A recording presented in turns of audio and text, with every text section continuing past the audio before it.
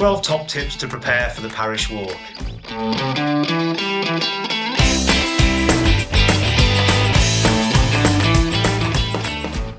Number 12, training. Start training 3 or 4 months before the event. You could try with 2 short walks during the week and 1 longer one at the weekend, and that should stand you in good stead. One important thing to consider though is, when training, wear the kit you plan to use on the day rather than bringing out something new on the day of the race, for example, new trainers.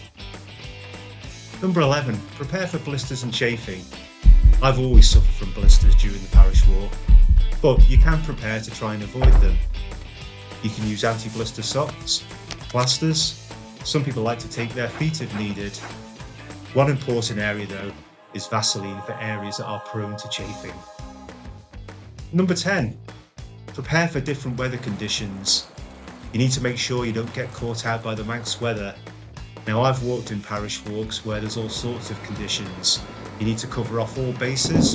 If it's warm, bring a cap, wear sunscreen, and obviously if it's cold, wet, windy weather, bring layers, bring a waterproof jacket. Number 9, nutrition and hydration. My tip is to eat as little and as often as possible. Keep food basic if you can, so sandwiches, bananas and soup, they're all good options. One thing to try and avoid would be sports gels and too many sports drinks, as they might not agree with your stomach. Also, drink water regularly, interspersed with energy drinks.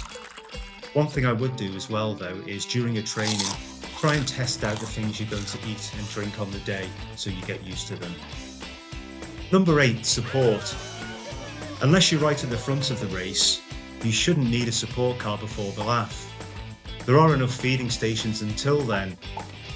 In terms of support as well, IFGL will provide a minibus service between Douglas and Peel for your support crew to cheer you on. However, after Ballath, you will need support. It's part of the rules. Make sure your support car is carrying everything you need: food, drink, change of clothes, and remember, an important thing, be nice to your support driver. Number 7, safety. You'll need a high-vis vest and bright colouring right from the start of the race. So will your support person as well. You'll also need a head torch, and you must wear lights that are visible from the front and the rear, such as these. Number 6, the challenge.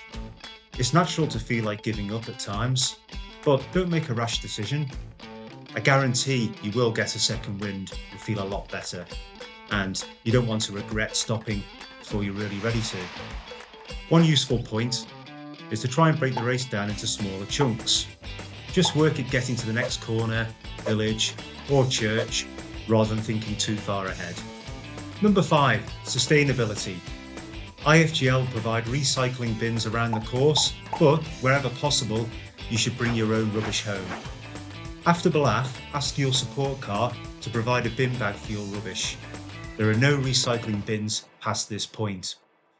One thing to also consider is to carry your own water bottle and fill it up as you go around the course. You can do this using a belt.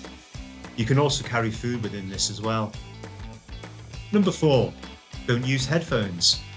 Headphones are actually prohibited in the race. Walkers need to be aware of their surroundings at all times.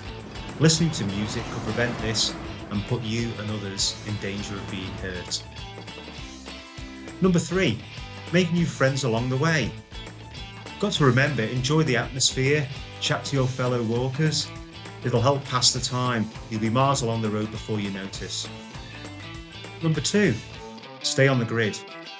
Carry a mobile phone so you can arrange to meet your support at a safe parking area. Remember, your support crew cannot drive behind you at your pace. You can be penalised for this.